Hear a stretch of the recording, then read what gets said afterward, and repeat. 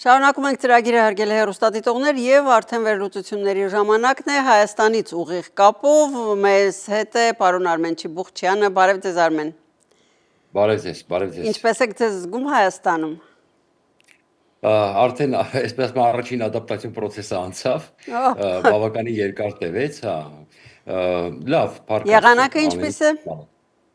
Ինչ։ Եղանակը ինչպես է այսօր։ Եղանակը բարենպաստ է, բարեբախտաբար շատ նման է հիմա մեր Գլենդելի եւ Լոս Անջելեսի եղանակին։ Ես էլ երբեմն համեմատության համար նայում եմ երկու երկրներում եղանակի տեսությունը, իսկապես ստացվում է, որ հաճախ շատ նման են։ Լավ, անցնենք մեր դուն գործի։ Շատ հաճելի, սովորաբար մարտ-ապրիլը տհաճ անակնկալներ անում է, բայց կարծես թե շատ այսպես ուրախացնում է, որ ուղղակի հիմա շատ լավ եղանակ է, շատ լավ տրամադրություն է ստեղծում եղանակը։ Պարոն Չիբուխչյան, մենք այսօր չանդրադարձանք Գյումրիից ընտրություններին վերաբերող որևէ փաստի,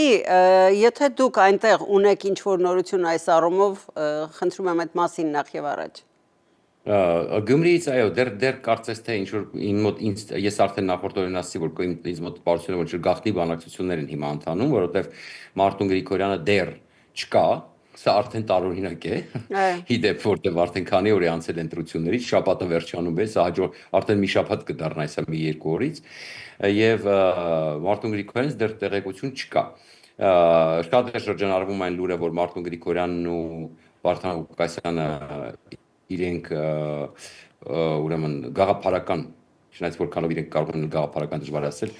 գուցե այնքան ինչքան արհեստական բանականությունը։ Այո, լրիվ։ Բայց հետաքրքիր մի բան ուղղակի, վերջին տեղեկությունը նայեցի, որ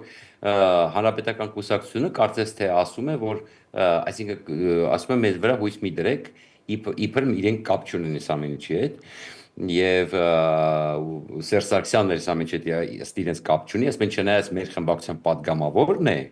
Մարտուն Գրիգորյանը, բայց ինքը կուսակցական չէ, եթե չեմ սխալվում, դուրս եկավ մի որոշ ժամանակ կուսակցությունից, բայց ինքը համարվում է անկախ հիմա, բայց մենք ելնելով քաղաքական իրողություններից մենք հասկանում ենք, որ այդ մի քիչ ուրեմն թույլ տվեք չհավատալ, էլի, որ ուրեմն իրենց հետ կապ չունի, եւ ըստ էության մամուլն էլ Մարտուն Գրիգորյանին կապում է Սերժ Սարգսյանի հետ։ Բայց հանրապետականը մը փորձում է ասել, թե մենք չենք առաջադրել, իսկ ինքը հանրապետականի ցուցակով չի առաջադրված, ինքը իր դաշինքով է գնացել եւ հետեւաբար իրենք էլ որևէ ազդեցություն չեն ունենալու ուրեմն իր որոշման վրա։ Բայց իմ վերլուծությամբ եւ իմ ենթադրությամբ բնականաբար այս ամեն ինչի գլխավոր շահառուն Սերժ Սարգսյանն է, որը ըստ էության մի շարք տեխնացուներ ուներ ուրեմն այս ընտրություններում, այդ թվում թույլ տվեք ասել ԿՊԻ գլխավոր տեխնացու Սալիկ Մինասյանը, որը նախկին ՀՀԿ-ական է իդեպ, ասել որքանով է ՀՀԿ-ականը նախկին լինում չգիտեմ, այո, բազմաթիվ կուսակցություններ փոխած, բայց այսպես բազային ուրեմն կուսակցությունը կարծես թե ՀՀԿ-ական է եղել, երևի ամենաերկարը գուցե իր կարիերայում, մի խոսքով։ Հիմա ինքը անկախ падգամավոր է, ներողություն, անկախ տեխնացու է իբր անցնում, հա, անկուսակցական։ Այո, հիմա այս պարագայում, այո, ինքը անկուսակցական է Մարտուն Գրիգորյանը, բոլորը սպասում, բայց ես կարծում եմ, որ այդուամենայնիվ, քանի որ շատերի համար արդեն պարզ է, որ գլխավոր շահառուն Սերժ Սարգսյանն է, մարդիկ էլ այսպես որ զրուցում են, բոլորը հասկանում են, դա իդեպ ասեմ, շատ հետաքրքրական է, մարդիկ հասկանում են, մարդիկ անգամ որ շատ խորացած չեն քաղաքականության մեջ, հասկանում են, եւ երևի թե հենց այդ պատճառով որ հանրապետականը որոշեց այսպիսի մի հայտարարություն, թե բա Սերժ Սարգսյանը կապ չունի այս ամեն ինչի հետ։ Դե այդուամենայնիվ սպասենք դեռ Մարտուն Գրիգորյանի որոշմանը եւ ըստ էության հասկանանք որքանով արդյոք նա կսատարի Վարդան Ղուկասյանին թե ոչ եւ եթե սատարի, ապա ինչ կստանա Մարտուն Գրիգորյանը կամ նույն հանրապետականները կամ նույն Սերժ Սարգսյանը այս ամեն ինչից։ Դե նրանք էլ լուրջ խնդիրներ ունեն իրար հետ Վարդան Ղուկասյան, Մարտուն Գրիգորյան, եւ ի սկզբանե էլ ինքը հայտարարեց, որ ԿՊԻ-ին հաստատ չի միանալու, այսինքն այնքան էլ առելու մինչեւ Սերժ Սարգսյանի սիրած մեթոդն է, որտեղ ես նաև Հայաստանի ապրել տարիներին, որ ուսումնասիրում եմ Սերժ Սարգսյանը նախագահ էր այն ժամանակ քաղաքականությունը, ընդհանրապես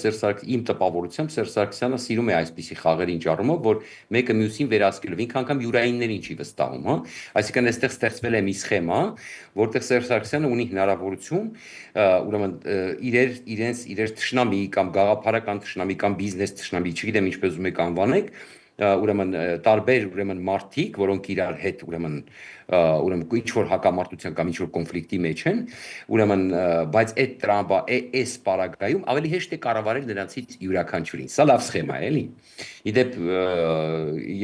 շատ նման է իդեպ Պուտինն էլ այդպեսի է, Պուտինն էլ գիտեք 5 ԿԳԲ-շնիկ է, այսպես ասում եմ, հա։ Պուտինն էլ է շախմատ խաղում։ Իմ մոտ տպավորություն է, որ սա Պակի սխեմա է, էլի, այտենց Պակում երևի ժամանակին կամ դեռևս շատ ավելի շուտ, այսպես պատմական իրողությունից վերցրած Պակում ուրեմն կադրելագործված սցենար է, էլի, ժամանակակին իրողություններին հարմարեցված, մի խոսքով, այսպես, հա։ Դե օգտվում են շատերը այդ սխեմաներից, հիմա դա իմ մոտ այդպեսի տպավորություն է, որ այսպես ինչ որ հետաքրքիր կոնտրոլի ձև է, հա, վերահսկողության ձև է։ Իդեպ քանի որ Պուտինին նշեցիք, Պուտինն էլ հիմա շատ տարօրինակ խաղում, իր ներկայացուցիչը հիմա Վաշինգտոնում է եւ հանդիպումներ։ Սրան ձեր վերաբերմունքը։ Տեսեք, Ուկրաինան հստակ հայտարարում է իր կարմիր գծերի մասին եւ դուք նկատեցիք մի բան, երբ որ վերջին շրջանում Տրամպը առնվազն 2 շատ կոշտ հայտարարություն փոխանցեց, այսպես ասենք, հա, փոխանցեց Պուտինին եւ ակնհայտորեն ասաց, որ այսպեսի մի սպառնաց պատժամիջոցներով։ Այո, մեկը պատժամիջոցներով, հետո էլ ասաց, որ ես չար եմ, բայց եթե իմ պայմանները միանգամից բարիանում եմ, այսպեսի մի բան, եւ անմիջապես հետևեց Ռուսաստանի արձագանքը, որտեղ նրանք ցեցին արդարանել, բա գիտեք, բանը, այդ Ուկրաինան է մեղավոր, որ մենք չենք ընկել, բայց ակնհայտորեն Ուկրաինան ի սկզբանե հայտարարեց, որ դա Մոսկվայի մեղավորությունն է։ Իդեպ ասեմ, ռուսական գործակալական ցանցը նաեւ այստեղ Նաև տարբեր քլսթիվիների միջոցով տարածում էին, թե բա Ուկրաինան չի ցանկանում կնքել պայմանագիրը, եւ բայց ըստ էության Տրամպի արձագանքից էլ պարզ դարձավ, որ դա Ռուսաստանն է, շարունակությունը երբ երկրորդ մասում։ Այո, որովհետեւ հիմա ժամանակն է գովազդային դադարի։ Բայդուբայ դաթեյեմ, այո, բայդուբայ դաթեյեմ։ Դարձեք անշարժ գույքի սեփականատերը Դուբայում բայդուբայ դաթեյեմի օգնությամբ եւ մենք ապահովենք Արաբական Միացյալ Էմիրությունների ձեր ռեզիդենտության քարտը։ Արաբական Էմիրություններում առանց տոկոսագումարի ձեռք բերեք անշարժ գույք սկսած $140,000-ից, ստանալով մինչև 15% եկամուտ բայդուբայ դաթեյեմի օգնությամբ։ Մեզ հետ կարող եք կատարել եզակի ներդրումներ Mercedes-Benz, Bugatti, Burj Khalifa եւ Դամակ ճարտարապետական գլուխգործոցներով հայտնի Emar եւ Bingatti-ի հեղինակավոր կառուցապատողներին պատկանող անշարժ գույքի շուկայում։ Կատարեք ձեր ներդրումը ֆինանսական ժամանակակից երկնաքերերի, շքեղ հյուրանոցների, ոսկեփայլ լողափերի եւ ֆինանսական բարձունքներ նվաճելու քաղաքում։ Բայդուբայ դաթեյեմ։ Մենք կապվել ենք Արմեն Չիբուխչյանի հետ Երևանից, սա ուղիղ կապ է, խոսում էինք արդեն Պուտինի բանագնացի Վաշինգտոն այցելության մասին, եթե այս թեմայով դեռ շարունակելու բան ունեք, խնդրեմ։ Այո, եւ հետաքրքրական է, որ անմիջապես երբ որ Ռուսաստանը սկսեց արդարանալ, թե բա Դմիտրիկի դեպա ուրեմն դա Ուկրաինայի մեղքն է, անմիջապես մարդ ուղարկեց Ռուսաստան Դմիտրի Կիլիրը, որի դեպ ասում են նաեւ, եթե չեմ սխալվում, եթե հիշողություն չի դավաճում, Սաուդյան Արաբիայում էլ գաղտնի ներկայացված էր բանակցությունների մասնակցում էր, այնտեղ ուրեմն իր նախկին, այսպես ասում կապերի շնորհիվ ուրեմն Տրամպի ադմինիստրացիայի որոշ ներկայացուցիչների հետ եւ հիմա Կիրիլովին ուղարկել են Վաշինգտոն, բայց Զելենսկին անմիջապես հայտարարություն արեց իր կարմիր գծերի մասին, հասկացնելով, որ Ուկրաինան չի զիջելու իր կարմիր գծերը, իսկ գլխավոր կարմիր գծերը դրանք հասկանալի է, որ բանակը ասես թույլ չեմ տա որ կրճատեն, այսինքն դա է մեր անվտանգության երաշխիքը Եվ տարածքները զավթած։ Ինչը։ Եվ զավթած տարածքները։ Այո, եւ օկուպացված տարածքների կարգավիճակը, չէ, այստեղ նյուանս կա, որ ինքը գուցե համաձայնի, որ այս պահին այդ տարածքները շարունակեն մնալ ռուսական վերահսկողությամբ, ցույց տալու Տրամպին, որ ինքը տրամադրված է խաղաղության, բայց իրավական կարգավիճակը չճանաչելը նշանակում է, որ Ուկրաինան երբեք չի հրաժարվելու այդ տարածքներից եւ կգա այն օրը, երբ որ այդ հաշվի առնելով Ռուսաստանի ներկա վիճակը, որ այդ տարածքների բնակիչները, եթե այնտեղ մարդ մնա ընդհանրապես այդ վիճակում, որտեղ այդ տարածքները հիմա դարդ են դառնալու Պուտինի համար, որտեղ դուք գիտեք, որ Պուտինը այսինքն արդեն խնդրում է Թրամփին, որ այդ սառեցված ակտիվները ռուսական 300 միլիարդի որոշ մասը տրամադրվի նաև այդ տարածքների, այսինքն սա բանակցությունների առարկա է, որտեղ այդ գումարները պետք է ծախսվեն Ուկրաինայի վերականգնման վրա, բայց Պուտինը հիմա խնդրում է, բայց ասեմ ձեզ, դա չնչին բան է, եթե անգամ պարզ է որ համաչափություն լինելու է Ուկրաինայի օգտին, եթե անգամ ինչ-որ գումար էլ տրամադրեն, ընդհանրեն 100 միլիարդ տրամադրեն, ես ձեզ ասեմ, Ռուսաստանի կոռուպցիայի պայմաններում այնտեղ 1/10 գործը չեն կարողանալու անեն, որտեղ այնտեղ իրանք այնպես են ավիրել, որ այդ սաղ դարդ է մնալու իրենց վրա, ես դա ձեզ վստահեցնում եմ, եւ նույնն էլ արևոդքը չի ուզում, որպեսզի այդ տարածքների ուրեմն Ռուսաստանի ոչնչացրածի համար վճարի ինքը եւ դա կթողնվի հենց Պուտինի վրա։ Եթե Պուտինը դա չհրաժարվի անել, ապա այդ տարածքներում մարդ չի մնա ընդհանրապես։ Հետևաբար եթե Ուկրաինան չի ճանաչում այդ տարածքների օկուպացիան, այսինքն չի ճանաչում իրավաբանորեն այդ տարածքները իրավականորեն Ռուսաստանինը,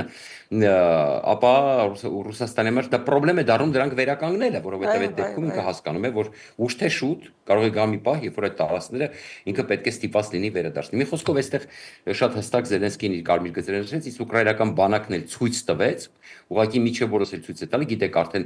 Բելգրադի մարզում ուկրաինական վերջին լուրերը ասեմ, ուկրաինական ուրեմն այսպես ճեղքումից վախենալով իրանք սեփական ուրեմն ջրամբարն են պայթեցրել Բելգրադի մարզում ռուսները ուկրաինական ճեղքումից վախենալով եւ Ուկրաինան էլ այս ընթացքում ցույց տվեց շատ կարեւոր մի բան բանակցությունների ընթացքում իդեպ ռազմաճակատում լրջագույն ձևով իրավիճակը շտկել է Ուկրաինան լրջագույն ձևով Եվ հիմա Պուտինը արդեն մտածում է նոր մոբիլիզացիայի նոր ուժեր հավաքելու, որտեղ ինքը հասկանում է, որ իր գնալով ու ավելի է բարդանում։ Կորուստների քանակը դա սարսափելի է,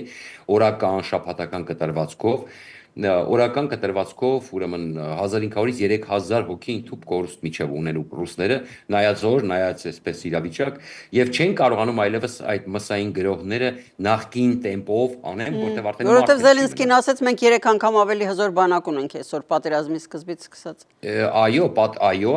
եթե Ռուսաստանի նպատակներից մեկն էր դեմիլիտարիզացիան, չէ՞, ինչը նշանակում է ապառազմականացումը Ուկրաինայի, ապա Պուտինը ստացավ ճիշտ հակառակը։ Իդեպ կարճ ասեմ, այս են մարդ որ հասցնենք 2 բարել տարիֆներից խոսենք, այս են մարդկանց համար, ովքեր միջի հիմա միամտաբար իդեպ էստեղ լրջագույն կան մարդիկ, որ կարծում են թե Ռուսաստանը հաղթում է այդ պատերազմում, ուրեմն երբ որ բացատրում ես, որ քաղաքական եւ կատաստրոֆիկ պարտություն է գրել Պուտինը, եւ այդ պատճառով, որ չէր ուզում որ ՆԱՏՕ մտնի Ուկրաինան, Ֆինլանդիա եւ Շվեդիան դառան ՆԱՏՕ-ի անդամ, իսկ դա իր համար շատ ցավոտ էր։ Ուզում էր դեմիլիտացնել Ուկրաինան այսօր Զելենսկին ասում է 3 անգամ ավելի հզոր բանակ ունեմ եւ 3 անգամ ավելի զինված, եթե ոչ ավելի։ Այո, եւ ինչպես արդեն ասացիք, տարիֆները այսօր ամբողջ աշխարհը պարուրված է այդ լուրերով եւ պատասխաններով Թրամփին, կարճ անդրադառնանք նաեւ փաստին, որ այդ տարիֆներից ի որոշակիորեն արձանագրում կա նաեւ դեպի Հայաստան, 10%։ Բոլորի վրա։ Այսօր ամերիկյան SNBC Նաև Հայաստան, որովհետև բոլորի վրա։ Ալիքը, որը գիտեք դեմոկրատական ալիք է, ավելի շատ այսօր ուղղակի տալիս էր կղզիներ, որտեղ ապրում են միայն պինգվիններ, եւ նրանց վրա էլ է դրվել 10%-անոց տարիֆներ, բայց տեսեք, այստեղ իդեպ ասեմ, հետաքրքրական է, որ Չինաստանը 34%, Վիետնամը 46%, Վիետնամի մասով իդեպ, բայց ասեմ, ես տեղեկացնեմ մեր հետևորդներին, որ լրջագույնը զգացվելու է, եթե նրանք պատասխանեն։ Սկոտ Բեսենտը, ֆինանսների նախարարը, ասեց խորը շունչ քաշեք եւ մի պատասխանեք ամբողջ աշխարհին, բայց եթե սկսի պատասխանել, արդեն սա իսկ արդեն պատասխանում են, այո։ Բայց մի բան էլ կոնգրեսը այսօր կասեցրեց Թրամփի հրամանը Կանադայի պարագային։ Շատ լավ նշեցիք Կանադայի պարագան, ուրեմն Քարնին խոսեց, վարչապետը, որը շուտով գնալու է ընտրության, որի վարկանիշը Թրամփը բարձրացրեց, ում հետ Թրամփը մտավ կոնֆլիկտի մեջ, նրա բոլորի վարկանիշը բարձրացավ։ Քարնին ասաց հետևյալը, դե գիտեք նա հայտնի այսպես ֆինանսիստ է եւ դուք գիտեք, որ նա գլխավոր դերակատարներից է եղել 2000-ականների վերջի ճգնաժամի մասով, ասաց հետևյալը, որ այո Կանադայի վրա չի սահմանվել, բայց այն ավտո տարիֆները, այսինքն ավտոմեքենաների հետ կապված, արդեն ուժի մեջ է մտել, իսկ դա 25% է։ Եվ Կանադան մասնակի պատասխանում է, ուրեմն ոչ ավտոպայստամասերի վրա, որտեղ այնտեղ համաձայնագրեր կան Մեքսիկոյի Միացյալ Նահանգների եւ Կանադայի միջև հատուկ համաձայնագիր կա, սպეციფიկ կանոններ, ասես մենք պատասխանատու մարդիկ ենք, էլի, դա բոլորին է ձեռնտու, մենք այդ ավտո պահեստամասերի մասով չենք պատասխանի, բայց արդեն ավտոմեքենաների մասով մենք կսահմանենք իրանց իրար այդ reciprocal, այսինքն փոխադարձ այդ տարիֆները մենք անպայման կպատասխանենք եւ ասեց անկախ ամեն ինչից անգամ եթե Կանադայի վրա էր սահմանված չի, ասեց արձագանքելու է դա նաև Կանադայի վրա եւ արդեն մի բան էլ տեղեկացնեմ, Կանադայում 3600 աշխատող մի ընկերության, որը ավտոմեքենաշինության, այսինքն